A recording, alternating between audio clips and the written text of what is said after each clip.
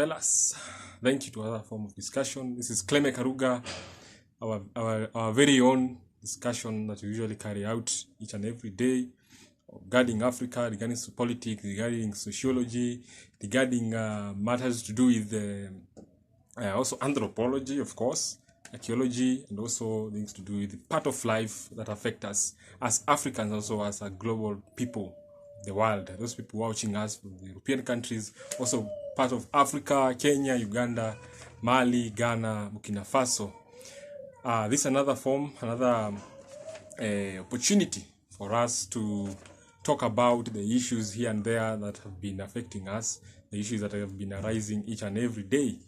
Make sure you subscribe, make sure you share the link in the group description. Also, make sure you click on this. You have liked? Yeah, very good. You can start off. Today I want us to focus on Burkina Faso. Remember, Burkina Faso, I've chosen it because it is one of the countries that is laying foundation to most of the countries of Africa that is growing each and every day. Remember, they are coming from the shambles. We understand that the interim president, who is Ibrahim Traore, who took power in 2022, up to date 2025, is a military officer who took power. Also, we have countries like Mali, Ghana, and also our main discussion, which is Burkina Faso, which is the capital city is Ouagadougou in the West African countries, the Sahel region.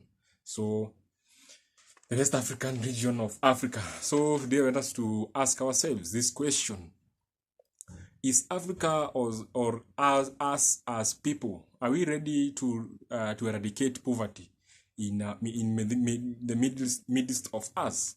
Are we ready to eradicate poverty? Are we ready to champion economic growth, to champion social growth, to champion even the economic growth of a country? Remember, the economic growth of a country depends on the human capital. And the human capital, one of them being education, where you invest on the people.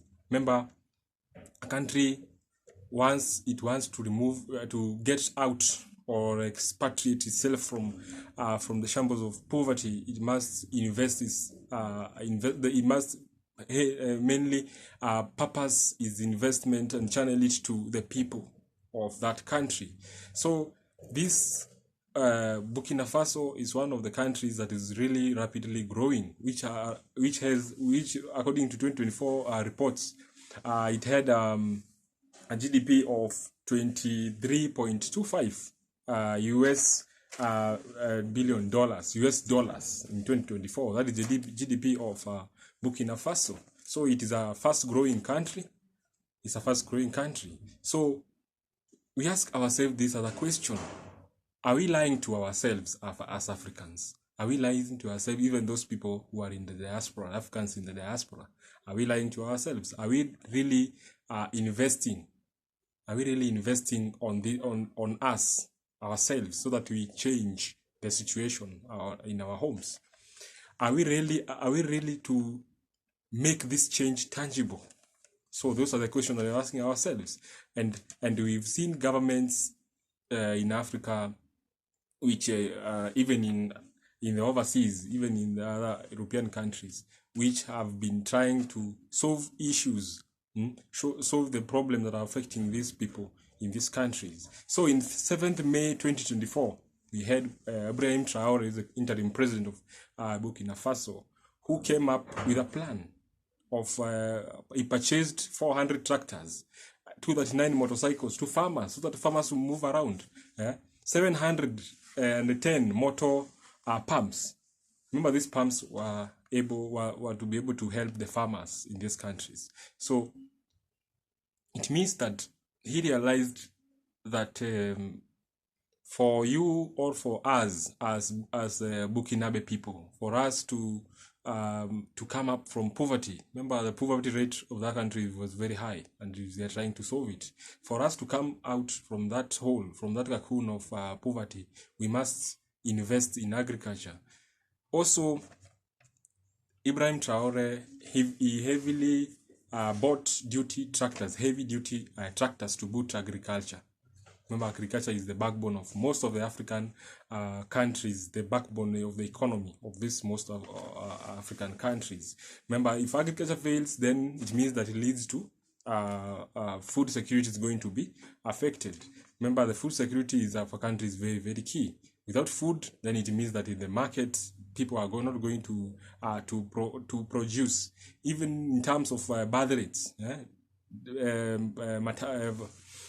Paternal rates of the rate of giving birth is going to be affected. So food is key in an economy. So when these farmers are going to be supplied with these tractors, the 400 tractors, mean that the rate of production of food is going to go high. So it means that food is equal to the population. So of course you can understand that. So population is going to be increased by the production or the aid to ameliorate the problem of food in Burkina Faso. Also, free education. You see that there was the introduction of free education from the primary level to higher to the senior level or the tertiary level. So that is it.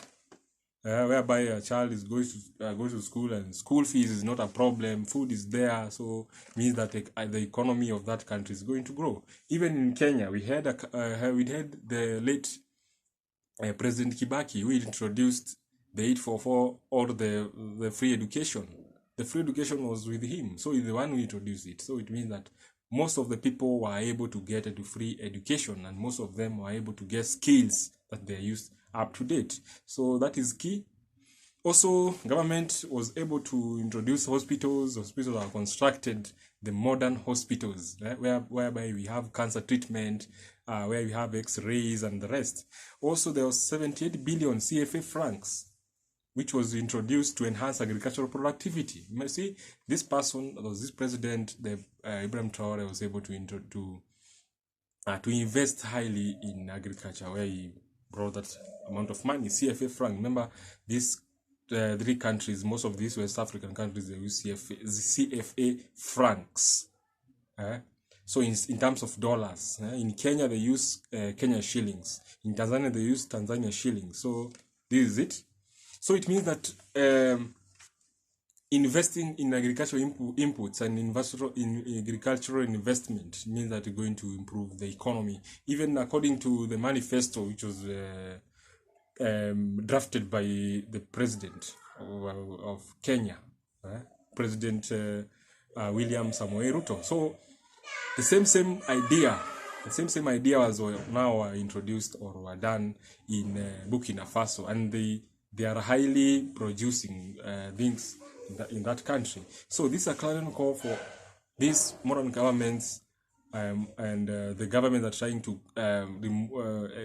help themselves, aid themselves, ameliorate the problems, and come from that hole of debt. Remember, debt is key in these countries where debt. Most of these European countries, they have like the World Bank, the IMF, International Monetary Fund, where is giving these African countries loans. So these loans are the ones which makes these countries to be in debt. And once you are in debt, then it means that in terms of economic growth is going to be low, because you are spending most of your money, most of the taxes in paying debt. Just imagine. So imagine in a country where we have around 10 trillion debt. It means that per year you can be paying more than 1 trillion or 2 trillions Kenya shillings. So it means that even in terms of development, remember the money that is being borrowed from this World Bank, IMF, the main agenda is for development, but we've seen corruption in these countries, whereby it has not been able for these countries to grow because of corruption, development. So we actually, according to history, is that Africa has been able to it has been paradoxically being placed on the periphery in terms of development, because Africa is rich in terms of minerals, in terms of brains of the Gen Zs, in terms of people who are learned. But when it comes to development, in terms of growth, means that those people who have the skills, they are not absorbed in most of the industries. That is when we have cases such as brain drain, where people are, go to other countries to work. So, ladies and gentlemen, this has been our discussion. So those are my ideas. That is my school of thought. Until we meet next time. Thank you.